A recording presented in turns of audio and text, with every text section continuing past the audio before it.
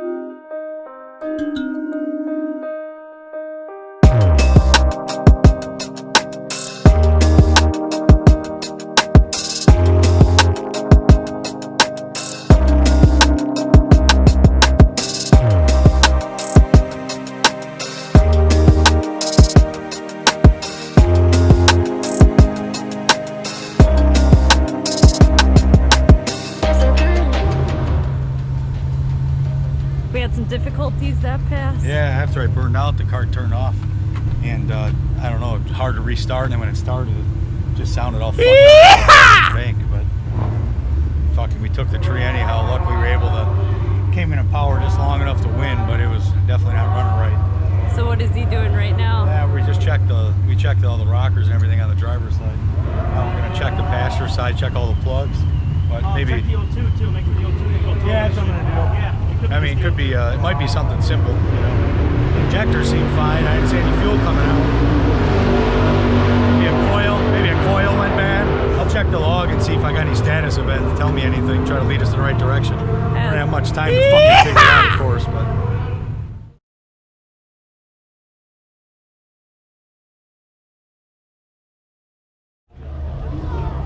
So my man here and the main event will take the beam and back out. Here's the ball car. So I've got Charlie Brown goes into roll and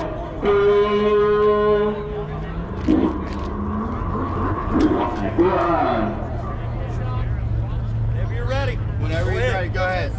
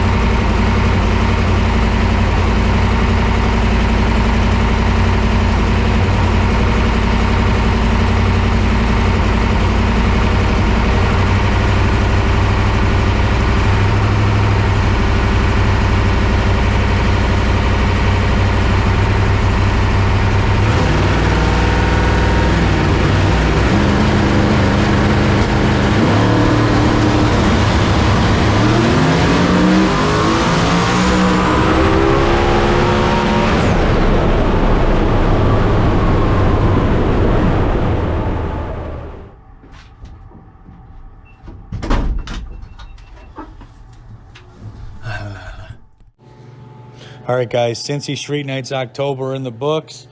That was a crazy one. I tell you that. I think we were were we in the third round maybe? After I did the burnout, I was like, oh man, I could just tell that the driver's bank just did not sound right. And then the car turned off on me and I could barely get it restarted. And I had to, I was having to do a lot of different stuff, trying to keep the car running, you know. And then Hines comes up to my door and he's like, I think he said the driver's side sounds like shit, you know. And I said, just, you know, basically just shut the door. We got to try to, you know, we got to try to win this round, you know, otherwise it was all for nothing anyhow. So we took the tree and I went to stage the car, and it kind of like came in the boost a little bit on the chip, but not really. And then when I left, it kind of just stumbled, you know, for like the first second, but then it came into power and I was like, oh man. And I ended up winning the round, which was great. But then the car turned off and I couldn't get it restarted at the end of the track, you know, which I already knew I was in trouble. At that point, you know, I wasn't really sure. I didn't really know what was going on, you know, because I didn't have obviously too much time to diagnose it in my head, you know, and it was, you know, in the heat of the moment. I mean, I thought maybe we threw a push rod or a rocker came off, you know, something. I was, you know, leaning towards something, you know, on that side of the engine, you know, mechanically. So we get back, you know, we pull the valve cover off, we go through it, and we're like, oh man, everything's perfect, you know. We're like, well, time to start looking, you know, at the data log, see what we can find. So, you know, I remember when I got back to the pits, just immediately in my head, I'm like, man, I bet you we had an ignition box failure. For some reason, I just had a feeling, you know. So we're looking through the data log, you know, and I'm seeing, we hadn't really dealt with this too much, so I wasn't too good at, you know, diagnosing, you know, the actual, all the different channels within the fuel tech for the actual ignition system, you know. But I could see like supply voltage, you know, the deal's got, looked like it had like two different capacitor supply voltage. And like I could see one supply voltage was like, you know, real high, and then the other one was like nothing. So, you know, I'm kind of like, man, that's got to be what it is, you know, but I wasn't sure, you know. And I was reaching out to a friend of mine at Fuel Tech, Garrett, and, you know, it was late. So I was like, man, I don't expect him to call me back or anything, but I'm going to ask him. You know, I told Hans, and man, he was awesome. He got right on the phone with FaceTime with me. He looked at that log and he just basically verified, yep, you know, the FT spark, you know, looks like it's having some kind of issue, which, I mean, that box has been bulletproof for us. We got a lot of runs on that deal, you know. So just, you know, just like anything, electronics have a shelf life, you know, in that environment up there. You know, a lot of our vibration, a lot of harmonics. So, you know, I mean, it happens. What are you going to do? So basically it was like, well, shit, now what? You know, we were in the semifinals and we had a buy run, but we had to break the beams for the buy run under my own power, which, you know, means I had to start the car up. Well, we're sitting there trying to start it. We're having a hell of a time trying to get the thing running in the pits. And we're just like, whatever, you know, push up there.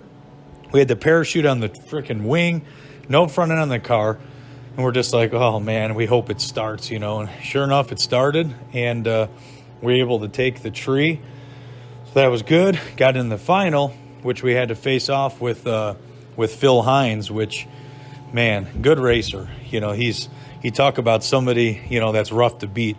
You know, a guy like Phil, when he's on, not easy to beat him. So first, we weren't going to run the final because we weren't too sure what to do, you know, because obviously the car, you know, was having major issues. You know, basically the entire driver's bank, you know, was just dead when the car was like idle, and I couldn't keep it running. I mean, the thing sounded like an old John Deere tractor. So like right before the final, Hans is like, I think we should run it. Like, we're in the lanes, and I'm like, all right, you know, whatever. I said, I guess if, we got rods at the shop, worst case, you know, what are we going to do? Let's run it. So when we ran it, the thing was just, man, it was giving me a lot of headaches up there trying to get that thing staged and into boost, and just worked out though, man. It just didn't leave very good, but once it came into power, it just ran its ass off, and I was able just to, get away with that win. So definitely a good example of some adversity though out there. You know, sometimes getting these wins isn't pretty, but if you just keep fighting and working, a lot of times it works out in your favor. And this was just one of those nights. You know, sometimes even when you think it's not, it's your night. You just got to keep going. this was a good example of it. So, well, we appreciate you guys watching, and don't forget to subscribe. Thank you.